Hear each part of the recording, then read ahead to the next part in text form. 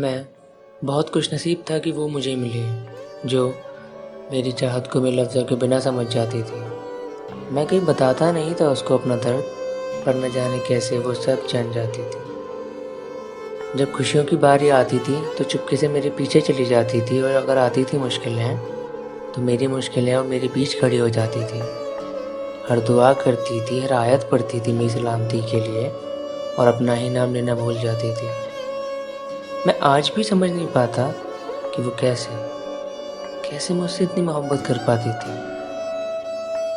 सारी आदतें तो तब टूट जाती थी अगर मुझसे कोई गलती हो जाए तो उस गलती के लिए लोगों को मेरा नहीं अपना नाम बताती थी। अगर मैं कोशिश भी करता था सच बोलने की तो अपनी आंखें दिखाकर मुझे चुप करा देती थी, और मुझे देखते हुए मुस्कुराते हुए लोगों की सारी बातें सुनती जाती थी। मोहब्बत तो बहुत करती थी वो पगली, पर बता नहीं पाती थी।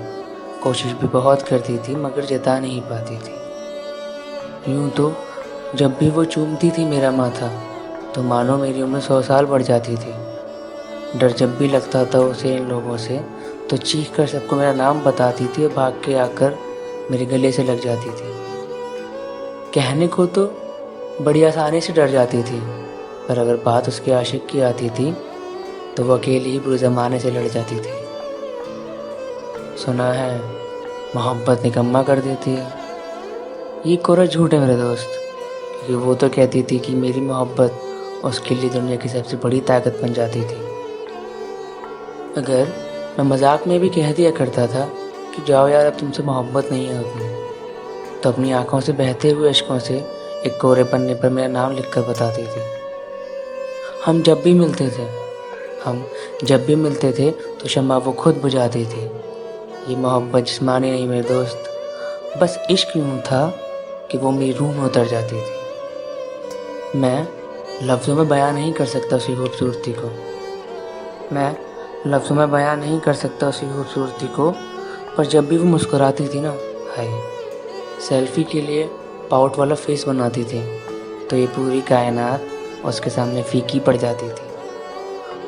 उसे बहुत मोहब्बत थी अपने बालों से, तो जब भी वो अपने बाल संवारती थी तो चांद की चांदनी भी चुपके से उसे देखने आती थी।